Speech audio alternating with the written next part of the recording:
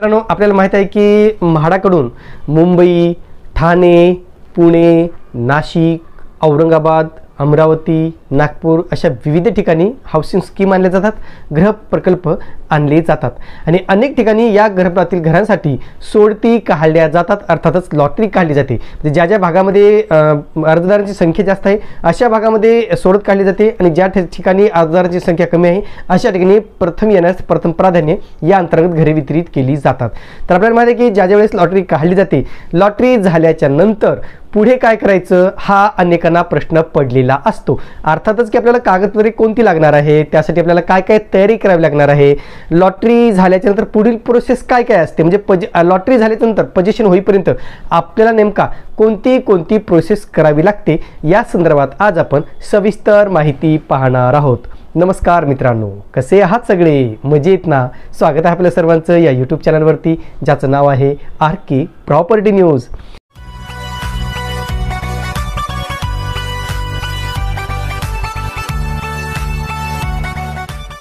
तर मित्रांनो, ज्या ज्या म्हाडातील विजेत्यांना म्हाडाच्या सोडतीत घरे लागलेली आहेत त्या सर्व विजेत्यांचं RK प्रॉपर्टी न्यूजकडून खूप खूप अभिनंदन.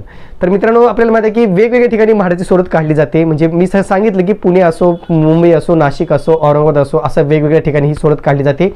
आणि सोडत काढल्याच्यानंतर प्रत्येकाला हाच प्रश्न पडतो की नेमका पुढे काय करायचं, म्हणजे मला लेटर कधी येईल, ते लेटर कुठल्या माध्यमातून येईल, मला कागदपत्रे कोणती सादर करायची, मला ते कागदपत्रे कुठे सादर करायची, असे अनेक प्रश्न पडलेले असतात. तर मित्रांनो, जर तुम्ही आमच्या चॅनलला सबस्क्राईब केलं नसेल तर प्लीज सबस्क्राईब करा, लाईक करा आणि हो, बेल आयकॉन प्रेस करायला मात्र विसरू नका. तर जी सोडत प्रक्रिया पाडली जाते म्हाडाकडून, किंवा जी सोडत प्रक्रिया पार पडते त्याच्यानंतर तुम्हाला सर्वप्रथम मित्रांनो जे काही कागदपत्रे लागणार आहेत त्याच्यापैकी सगळे महत्त्वाचे मी सांगणार आहे. त्याच्यानंतर आपण ग्राफिकच्या माध्यमातून पाहणारच आहोत. पण महत्त्वाचे जसं की महत्त्वाचे म्हणजे काय, तुम्हाला तुमचं महाराष्ट्रातील डोमिसाईल सर्टिफिकेट, अर्थातच तुम्ही गेल्या 15 वर्षापासून महाराष्ट्रामध्ये आहेत याचं एक रेसिडेन्शियल डोमिसाईल सर्टिफिकेट असतं, अधिवास प्रमाणपत्र. तुमचे जर राखीव प्रवर्ग असेल, म्हणजे SC ST NT किंवा पत्रकार प्रवर्ग आहे, फ्रीडम फायटर आहे, डिफेन्स पर्सन आहे, किंवा आर्टिस्ट कोटा आहे, MLA MP आहे, किंवा स्टेट गव्हर्नमेंट सर्वंट आहे, म्हाडा सर्वंट आहे, असे वेगवेगळ्या, किंवा अंध व अपंग आहेत, या सर्वांसाठी वेगळा कोटा असतो. त्या कोट्यातील अर्जदारांना त्या कोट्यातील राखीव प्रवर्गासाठी जे काही आवश्यक प्रमाणपत्र आहेत ते तुम्हाला सोबत ठेवायचे आहेत. आणि महत्त्वाचं म्हणजे इन्कम सर्टिफिकेट, तुमचं उत्पन्नाचा दाखला तुम्हाला सोबत ठेवावा लागणार आहे. शिवाय इतर जे कागदपत्र आहेत, आधार कार्ड, पॅन कार्ड, ओळखपत्र, तेही तुम्हाला सादर ठेवावे लागणार आहेत. म्हणून एक जनरली कागदपत्र आहेत जे आपल्याला सांगणं अतिशय महत्त्वाचं आहे. चला तर आता आपण ग्राफिकच्या माध्यमातून पाहूया की नेमकं आपल्याला कोणती कोणती कागदपत्रे सादर करावयाची आहेत. चला तर पहा मित्रांनो, सोडतीत यशस्वी झालेल्या अर्जदारांना ईमेल, SMS व WhatsAppद्वारे प्रथम सूचनापत्र, अर्थातच फर्स्ट इंटिमेशन लेटर पाठवण्यात येतील. सदर सूचनापत्राच्या अनुषंगाने सोडतीत यशस्वी झालेल्या अर्जदारांना खालीलप्रमाणे कागदपत्रे पात्रता निश्चिती करण्यासाठी विहित कालावधीत बँकेच्या दिलेल्या शाखांमार्फत मंडळाकडे सादर करावी लागतील. आता पुढे लक्षात घ्या, SMS, मेल आणि WhatsAppद्वारे ही आपल्याला तात्पुरते जे काही इंटिमेशन लेटर आहे ते पाठवण्यात येणार आहे. अर्जदारांना आपले वय अर्ज सादर केल्याच्या दिनांका रोजी 18 वर्षापेक्षा जास्त होते हे सिद्ध करण्यासाठीचा पुरावा सादर करावा. अर्थात तुमचं बर्थ सर्टिफिकेट किंवा शाळा सोडल्याचा दाखला तुम्हाला या ठिकाणी सादर करावा लागणार आहे. अर्जदाराने जाहिरात प्रसिद्ध झाल्यापासून मागील सलग 20 वर्षाच्या कालावधीत महाराष्ट्र राज्याच्या कोणत्याही भागात अर्जदाराचे किमान 15 वर्षे सलग वास्तव्य असल्याबाबतचे सक्षम प्राधिकारी यांनी दिलेले महाराष्ट्रातील अधिवासाचे प्रमाणपत्र, अर्थातच डोमिसाईल सर्टिफिकेट किंवा स्थानिक वास्तव्याचा दाखला सादर करावा लागेल. केंद्र शासकीय कर्मचारी वगळून, अर्थातच सेंट्रल गव्हर्नमेंट प्रवर्ग वगळून. तर या ठिकाणी तुम्हाला डोमिसाईल 15 वर्षापर्यंत तुम्ही महाराष्ट्रात राहता याचं एक डोमिसाईल सर्टिफिकेट सादर करावं लागणार आहे, जे आपल्याला तहसीलमधून मिळेल. अर्जदाराचे दिनांक 1 एप्रिल 2021 ते 31 मार्च 2022 या कालावधीत 12 महिन्याचे सरासरी मासिक कौटुंबिक उत्पन्न, ज्यात फक्त स्वतः अथवा पती पत्नी यांच्या उत्पन्नाचा समावेश असेल सिद्ध करणारे प्रमाणपत्र। म्हणजे तुम्हाला 1 एप्रिल 2021 ते 31 मार्च 2022 या कालावधीला तुम्हाला इन्कम दाखवायचं आहे। मग ते भले कुठल्याही स्वरूपात असो, पे स्लिप असो किंवा IT रिटर्न असो, ते तुम्हाला सबमिट करायचं आहे। तर नेमकं काय काय सबमिट करायचं आपण पाहूया। अर्जदार शेतकरी असल्यास संबंधित तहसीलदार यांनी दिलेला उत्पन्नाचा दाखला। ब अर्जदार नोकरी करत असल्यास विहित नमुन्यामध्ये नियोक्त्याचे दिलेले वेतन प्रमाणपत्र। म्हणजे शेतकरी असेल तर तुम्हाला तहसीलचं सर्टिफिकेट आणि नोकरदार असेल तर तुम्हाला IT रिटर्न द्यावं लागणार आहे किंवा वेतन प्रमाणपत्र द्यावं लागणार आहे। क अर्जदार आयकरदाता असल्यास आयकर विवरणपत्राची प्रत अन्यथा विहित नमुन्यातील प्रतिज्ञापत्र। म्हणजे IT रिटर्न जर तुम्ही नोकरी करत नाही आणि शेती करत नाही पण तुमचा काही बिझनेस असेल तर तुम्हाला IT रिटर्नची झेरॉक्स द्यावं लागेल किंवा विहित नमुन्यातील प्रतिज्ञापत्र तुम्हाला सादर करावं लागेल। यानंतर अर्जदाराच्या पती किंवा पत्नीचे वेतन प्रमाणपत्र, आयकर प्रमाणपत्र व किंवा प्रतिज्ञापत्र याशिवाय जे काही वरीलपैकी अ व ड पैकी आयकरदाते जर अर्जदारांचे विवरणपत्र किंवा अन्यथा आयकरदाते नसतील तर त्यांचे प्रतिज्ञापत्र द्यावे लागणार आहे। म्हणजे तुम्ही आयकरदाते आहात, तुम्हाला आयकर IT रिटर्नची प्रत द्यावं लागेल। तुम्ही आयकरदाते नसाल तर तुम्हाला तसं प्रतिज्ञापत्र मात्र द्यावं लागेल। या ठिकाणी पती आणि पत्नी जर दोघंही कमावते असतील तर दोघांचंही उत्पन्न एकत्रित दाखवावं लागणार आहे आणि त्यांचे ते वेतन सर्टिफिकेट किंवा IT रिटर्न्स जे काही आहेत ते तुम्हाला त्या ठिकाणी सादर करावे लागणार आहेत। IT रिटर्न किंवा वेतन प्रमाणपत्र सादर करताना तुम्हाला वेगवेगळे केले तरी चालतील पण त्यांचं एकत्रित जे काही उत्पन्न आहे ते तुमच्या त्या उत्पन्न गटामध्ये बसणं आवश्यक आहे। यानंतरचा महत्त्वाचा मुद्दा आहे मित्रांनो 6.4 अर्जदार किंवा त्याची पती पत्नी किंवा त्यांची अज्ञान मुले यांच्या नावे मालकी तत्वावर भाडे खरेदी पद्धतीवर अथवा नोंदणीकृत सहकारी गृहनिर्माण संस्थेचा सदस्य म्हणून संबंधित स्थानिक स्वराज्य संस्थेच्या हद्दीत म्हाडाने वितरित केलेला व खाजगीरित्या संपादित केलेला निवासी गाळा, निवासी भूखंड नसल्याबाबत व तसेच यापूर्वी अर्जदाराने किंवा त्याचे पती पत्नी अथवा अज्ञान मुले यांच्या नावे म्हाडाच्या कोणत्याही योजनेत लाभ घेतला नसल्याबाबतचे प्रतिज्ञापत्र सादर करावे या आता हे अतिशय महत्त्वाचा मुद्दा मित्रांनो।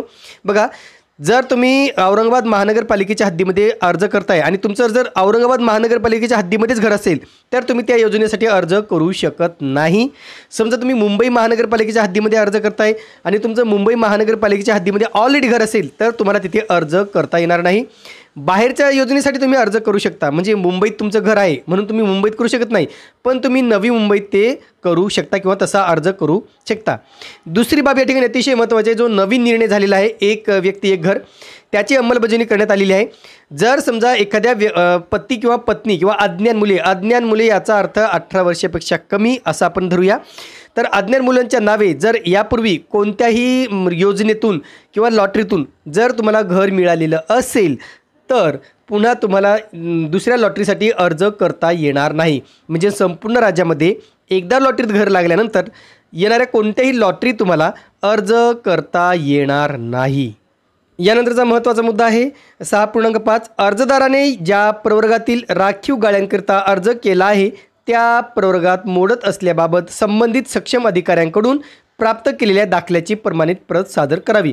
अर्थात मी जर सांगितलं की तुम्ही जे SC ST OBC हँडिकॅप आहेत, राखीव म्हणजे तुम्ही सैनिक दलामध्ये आहात, तुम्ही माजी सैनिक आहात, कलाकार आहात किंवा राज्य शासकीय कर्मचारी आहात, म्हाडा कर्मचारी आहात, अंध व अपंग आहात तर तुम्हाला त्या प्रवर्गातील प्रमाणपत्र सादर करावं लागणार आहे।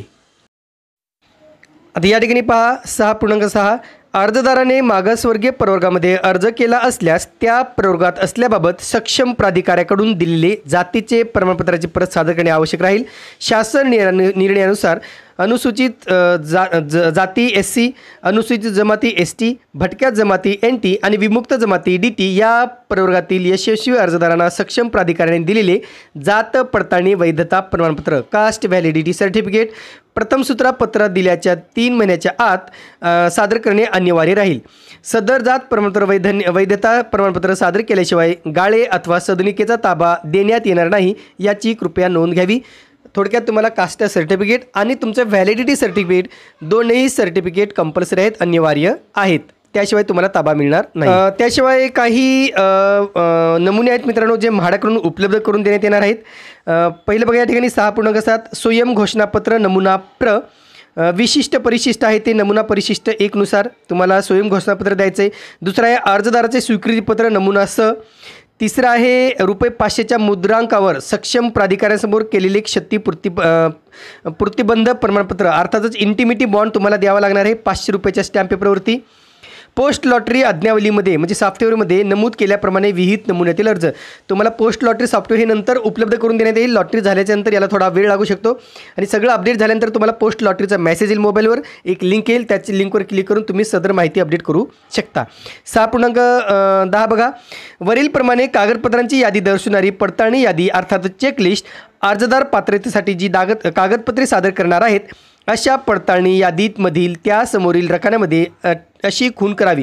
म्हणजे तुम्हाला एक चेकलिस्ट दिली असेल, त्या चेकलिस्टमध्ये सगळे सर्टिफिकेटची नावं दिलेली असतील, नमुन्यांची नावं दिलेली असतील, ते जे तुमच्याकडे उपलब्ध आहे ते तुम्हाला टिक करायचं आहे आणि तो अर्ज सादर करायचा आहे किंवा ते डॉक्युमेंट सादर करायचे आहेत. आता ही जी चेकलिस्ट आहे ही लिस्ट म्हाडाने त्यांच्या माहिती पुस्तिकेच्या शेवटी दिलेली आहे, त्याचा तुम्ही आत्ताच अभ्यास करून घ्या. यानंतरची सुद्धा महत्त्वाची सूचना आहे, पात्रतेसाठी सादर करावयाचे कागदपत्रांची यादी, प्रतिज्ञापत्रे इत्यादीचे नमुने म्हाडाच्या www.mahada.gov.महाराष्ट्र.gov.in या संकेतस्थळावर सोडतीनंतर उपलब्ध करून देण्यात येतील. याबाबतची सूचना यशस्वी ठरलेल्या अर्जदारांना त्यांनी दिलेल्या मोबाईलवर SMS, ईमेल किंवा व्हॉट्सॲपद्वारे देण्यात येईल. यशस्वी ठरलेल्या अर्जदारांनी वरील कागदपत्रांचे नमुने मुदतीत प्राप्त करून घ्यावेत. कागदपत्राचे नमुने यशस्वी अर्जदारांना स्वतंत्ररित्या पाठवण्यात येणार नाहीत याची नोंद घ्यावी. म्हणजे तुम्हाला जे काही नमुने आहेत ते सगळे तुम्हाला ऑनलाईन डाउनलोड करून घ्यायचे आहेत. आता लवकरच ते सगळे नमुने उपलब्ध करून देण्यात येतील म्हाडाच्या साईटला आणि तुम्हाला ते डाउनलोड करून सगळे व्यवस्थित भरून तुम्हाला ते सबमिट करायचे आहेत. लक्षात घ्या, याबाबतची सूचना तुम्हाला मेल, SMS किंवा व्हॉट्सॲपद्वारेच येणार आहे, म्हणून तुम्ही जे काही ईमेल आहेत ते सातत्याने चेक करत राहा. आणि शेवटी मित्रांनो, जे काही डॉक्युमेंट्स आहेत महत्त्वाचे, आधार कार्ड, पॅन कार्ड, वीज बिल, भाडे करार किंवा तुमचे जे काही घर सध्या ज्या घरात राहतात त्या घराचे तुम्हाला डॉक्युमेंट्स द्यावे लागणार आहेत. भाड्याने असेल तर भाडे कर द्यायचं आहे. तुमचं स्वतःचं घर असेल इतर ठिकाणी, गावच्या ठिकाणी तुम्ही जो ॲड्रेस दिला असेल, लक्षात घ्या तुम्ही जो ॲड्रेस दिलेला आहे अर्ज भरताना त्याच ॲड्रेसचे तुम्हाला इथे डॉक्युमेंट्स लागणार आहेत. जे रेसिडेन्शियल आहेत म्हणजे तुम्ही ज्या घरात राहता त्याचे डिटेल द्यावे लागतील. लाईट बिल वगैरे द्यावं लागेल. म्हणून हे सगळे कागदपत्र तुम्ही आत्ताच व्यवस्थितरित्या तयार करून ठेवा, जेणेकरून वेळेवर तुमची धावपळ होणार नाही. तर एकंदरीत तुम्हाला कागदपत्रे कोणती सादर करायची ही माहिती मिळालेली असेल मित्रांनो. नेमकं एवढी कागदपत्रे आपल्याला तयार ठेवायची आहेत. आता याच्यानंतर पुढची प्रोसेस काय असणार आहे, तुम्हाला इंटिमेशन लेटर येणार आहे का, तर नक्कीच ज्यांना लॉटरीत घरे लागलेली आहेत त्यांना म्हाडाकडून इंटिमेशन लेटर येईल. इंटिमेशन लेटर अर्थात मेलच्या माध्यमातूनही येऊ शकतं आणि फिजिकली सुद्धा येऊ शकतं. म्हणजे आतापर्यंत म्हाडा दोन्ही सोर्सेसचा वापर करत आहे. एकतर मेल, पुणे मंडळाकडून सगळे काही डॉक्युमेंट्स आहेत म्हणजे इंटिमेशन लेटर ते मेलद्वारे पाठवले जातात आणि कोकण मंडळासाठी सगळे इंटिमेशन लेटर हे फिजिकली बाय पोस्ट पाठवले गेले आहेत आतापर्यंत. म्हणून ते तुम्हाला मेलने सुद्धा येऊ शकतात किंवा फिजिकली पोस्टाने सुद्धा येऊ शकतात. तुम्हाला दोन्हीची तयारी ठेवायची आहे.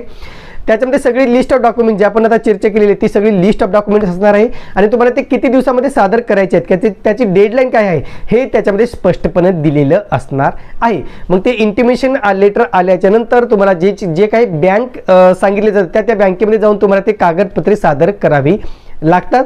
बँकेत कागदपत्रे सादर केल्याच्या नंतर साधारणतः 1.5 ते 2 महिन्यानंतर तुम्हाला त्याचा रिझल्ट येईल की तुम्ही पात्र आहात किंवा अपात्र आहात. 2 ते 2.5 महिने लागतात. 2 महिन्यात ते होऊ शकते किंवा 2-2.5 महिने लागू शकतात. किंवा काही ठिकाणी जर संख्या कमी असेल तर औरंगाबाद सारख्या ठिकाणी जास्त वेळ लागणारच नाहीये. म्हणून त्याची कागदपत्रांची पडताळणी होईल. पडताळणी झाल्याच्या नंतर तुम्ही पात्र झालात असे तुम्हाला पत्र येईल आणि त्या पत्रामध्ये तुम्हाला कधीपर्यंत किती अमाऊंट भरायची आहे ही सगळी डिटेलमध्ये माहिती दिलेली असेल. म्हणजे तुम्हाला किती दिवसामध्ये 10% रक्कम भरायची आहे, किती दिवसामध्ये 25% रक्कम भरायची आहे, त्या रक्कमेचे स्लॅब काय आहेत हे सगळी माहिती त्या दुसऱ्या पत्रामध्ये, ज्याला आपण देकार पत्र म्हणतो. पहिलं असते मित्रांनो फर्स्ट इंटिमेशन लेटर, ज्याला आपण प्रथम सूचनापत्र म्हणतो. फर्स्ट इंटिमेशन लेटर, प्रथम सूचनापत्र. दुसरं तुम्हाला पात्र झाल्याच्या नंतर तुम्हाला दुसरं एक लेटर येणार आहे तात्पुरते देकार पत्र आणि त्या तात्पुरते देकार पत्रामध्ये जे काही माहिती दिलेली असते त्याच्यात पैसे भरण्यासंदर्भातही माहिती दिलेली असते. मग ती सगळी माहिती वाचून तुम्हाला त्या प्रोसेसप्रमाणे पैसे भरायचे आहेत. संपूर्ण पैशाचं पेमेंट झाल्यानंतर जी काही तयार घरे असतील त्यांचं पेमेंट लगेच करावं लागणार आहे. जी काही खाजगी विकासकांची घरे असतील त्यांना त्या पद्धतीने पैसे भरावे लागणार आहेत. म्हणजे 10% म्हाडाकडे, बाकीचे 90% बिल्डरांकडे. बिल्डरचे जे काही स्टेप्स असतील, जे काही काही त्यांचे टप्पे असतील त्या टप्प्यानुसार त्या हप्त्यानुसार तुम्हाला ते पैसे भरावे लागणार आहेत. त्याच्यानंतर अतिशय महत्त्वाचं, हे सगळे पैसे भरल्याच्या नंतर तुम्हाला कुठेतरी म्हाडाकडून तिसरं पत्र पाठवलं जाईल आणि त्याच्यामध्ये जे काही महत्त्वाचे तात्पुरते ताबापत्र असं आपण त्याला म्हणू शकतो, तर त्याच्यामध्ये तुम्हाला सगळे पैसे भरल्यानंतर पुढे तुम्हाला मेंटेनन्स भरण्यासाठी सांगितलं जाईल. त्याच्यामध्ये तुमचे stamp duty, registration, total amount किती आहे, हे सगळे इतर चार्जेस जे काही आहेत ते तुम्हाला म्हाडाकडे भरावे लागणार आहेत. आणि संपूर्ण चार्जेस म्हाडाकडे भरल्यानंतर त्यांच्याकडून आपल्याला ताबापत्र मिळेल, ताबापावती मिळेल आणि त्या ताबापत्राप्रमाणे आपल्याला पुढील पोझिशनची प्रक्रिया पूर्ण करायची आहे. मी परत सांगतोय, जी घरे तयार आहेत त्यांची पोझिशन प्रक्रिया लवकर होईल. जी घरे अंडर कन्स्ट्रक्शन आहेत त्यांची फक्त पात्रता करून ठेवली जाईल, त्यांना देकार पत्र दिलं जाणार नाही. म्हणजे फक्त तुम्ही पात्र झालेला आहात, पण ज्यावेळेस घर तयार होईल त्यावेळेस तुम्हाला त्याचं देकार पत्र येईल आणि त्याच्यानंतर तुम्हाला ते पैसे भरून पुढील प्रोसेस करावी लागणार आहे. आता हा नियम खाजगी विकासकाच्या बाबतीमध्ये शिथिल आहे. खाजगी विकासाचे जे काही टप्पे आहेत त्या टप्प्याप्रमाणे भरावे लागणार आहेत. पण जी काही म्हाडाची घरे आहेत, म्हाडांच्या प्रॉपर म्हाडांच्या घरासाठी इमारत तयार झाल्यानंतर जोपर्यंत त्याला ओशी येत नाही तोपर्यंत पैसे घेतले जात नाहीत. याच्यामध्ये सुद्धा जे PMEY घरे आहेत त्या PMEY घरांसाठी सुद्धा टप्प्याप्रमाणेच पैसे भरावे लागतील. तिथे हा म्हाडाचा नियम लागू नसणार आहे. फक्त जो क्लिअर कट म्हाडाचे घरे आहेत विदाऊट PMEY आणि विदाऊट 20% सर्वसमावेशक योजना, त्या घरांना मात्र इमारत तयार झाल्यानंतर ओसी आल्यानंतरच पैसे भरावे लागणार आहेत. जे काही बाकीची उर्वरित रक्कम आहे ती. त्यानंतर तुमचं पैसे भरल्यानंतर स्टॅम्प ड्युटी भरल्यानंतर सगळी प्रोसेस पूर्ण झाल्याच्यानंतर म्हणजे फाईल ऑडिट झाल्याच्यानंतर सगळी क्लिअर झाल्याच्यानंतर तुम्हाला त्या घराचं पोझिशन दिलं जाणार आहे. आणि पोझिशन देताना जे काही नॉर्म्स असतील ते नॉर्म्स तुम्हाला व्यवस्थित वाचून घ्यायचे आहेत की तुम्ही घर घेतल्यानंतर तुम्हाला 5 वर्षापर्यंत घर विकता येणार नाही अशी त्याच्यात अट आहे. पण तुम्ही ती घरे भाड्याने मात्र नियमित रूपात देऊ शकता, तशी म्हाडाकडून तुम्हाला परमिशन घ्यावी लागणार आहे. तर एकंदरीत ही लमसम एक जनरल प्रक्रिया आहे जी म्हाडाकडून राबवली जाते. आता ह्याच्यामध्ये सुद्धा छोटे छोटे खूप टप्पे आहेत, त्याच्यावरती आपण कधीतरी सविस्तर डिस्कस करूया. पण सध्या जी लॉटरी लागल्यानंतर जी महत्त्वाची प्रक्रिया आहे ती महत्त्वाची प्रक्रिया आपल्यापर्यंत पोहोचवणं आम्हाला अतिशय आवश्यक वाटलं. तुर्तास मित्रांनो इथेच थांबतो. पुन्हा भेटूया एका नवीन व्हिडिओसह. तोपर्यंत आपली रजा घेतो. धन्यवाद.